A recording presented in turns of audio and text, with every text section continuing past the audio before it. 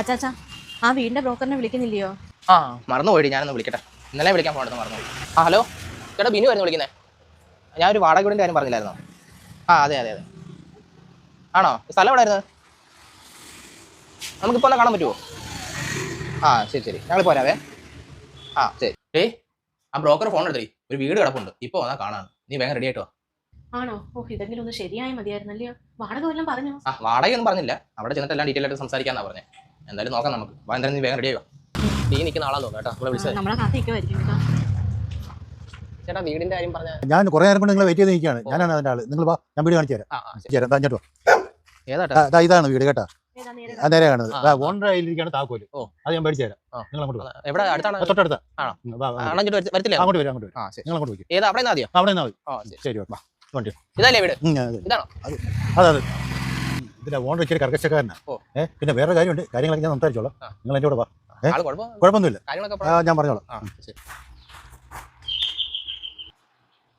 ആ ബാബു എന്തിനെ? ഞാൻ പറഞ്ഞില്ലേ വാടകക്കാർ വരുമെന്ന് പറഞ്ഞു, ഇവരാണ്.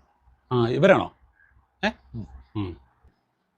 ആ താക്കോലിൽ നിന്നായിരുന്നെങ്കിൽ ഇവരെ കൊണ്ടൊന്ന് കാണിച്ചു കൊടുക്കാമായിരുന്നു.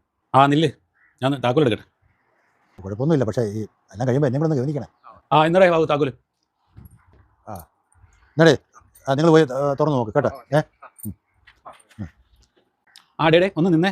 പിന്നെ നിങ്ങൾ എത്ര പേരാ താമസത്തിന് വരുന്നത്? അവരെ 4 പേരേ ഉള്ളൂ. അവർ രണ്ടുപേരും 2 പിള്ളേർ. 4 പേര് കൂടുതൽ എനിക്ക് പറ്റത്തില്ല കേട്ടോ. അത് ബാബു നോക്കിക്കോണം. ഓക്കെ ശരി ശരി ശരി. അതൊക്കെ പോട്ടെ, ഇയാളെ ജോലി എന്തുവാ?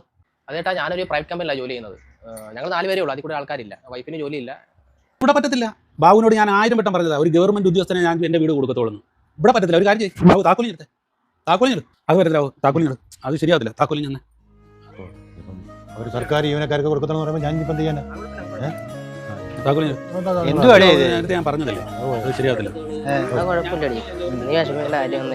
അത് നേരത്തെ പറഞ്ഞില്ല. വീട് അവർക്ക് ആർക്ക് കൊടുക്കണം, എങ്ങനെ കൊടുക്കണം, സർക്കാർ ജോലിക്കാരാ ഉള്ളായിരുന്നു എല്ലാ കാര്യവും. ശരി, ഓക്കെ.